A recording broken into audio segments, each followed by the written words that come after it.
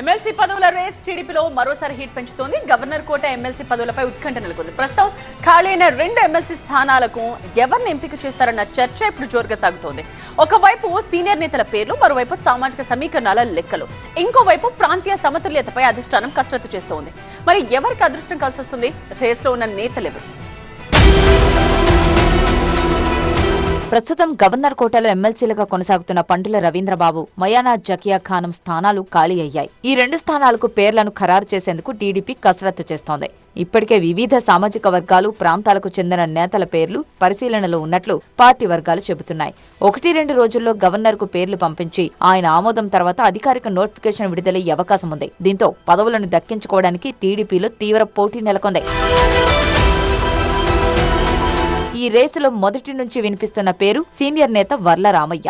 గత కొన్ని ఏళ్లుగా టీడీపీలో కీలకంగా పనిచేస్తున్న వర్ల రామయ్యకు గత రాజ్యసభ ఎన్నికల్లో అవకాశం కల్పించాలని అధిష్టానం భావించింది. అయితే రాజకీయ సమీకరణాల కారణంగా అది సాధ్యం కాలేదు. దీంతో ఈసారి గవర్నర్ కోట ఎమ్మెల్సీగా అవకాశం ఇవ్వాలన్న ఆలోచన ఉన్నట్లు తెలుస్తోంది. అదే సమయంలో కడప జిల్లాకు చెందిన టీడీపీ నేత ఎమ్మెల్యే మాధవిరెడ్డి భర్త ఆర్ శ్రీనివాసరెడ్డి పేరు కూడా బలంగా వినిపిస్తోంది.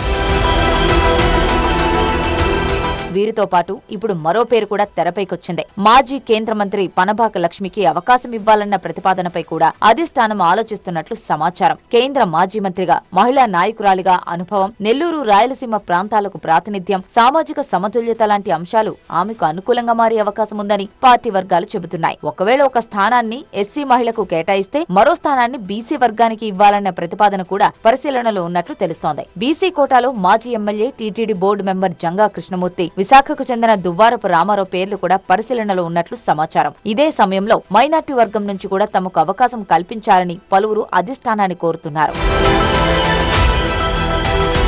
ఇప్పటికే ఎమ్మెల్సీ పదవుల కోసం ఆశావహుల జాబితా చాలా పెద్దగా ఉంది. అయితే ప్రస్తుతం 2 స్థానాలు మాత్రమే అందుబాటులో ఉండటంతో అందరికీ అవకాశం కల్పించడం సాధ్యం కాదని పార్టీ నాయకత్వం ఇప్పటికే సంకేతాలిస్తోంది. అందుకే ఈసారి అవకాశం దక్కని నేతలకు వచ్చే ఏడాది మార్చిలో ఎమ్మెల్యే కోటాలు భారీ సంఖ్యలో ఖాళీ కానున్న ఎమ్మెల్సీ స్థానాల భర్తీలో ప్రాధాన్యమిస్తామని చెబుతున్నట్టు తెలుస్తోంది.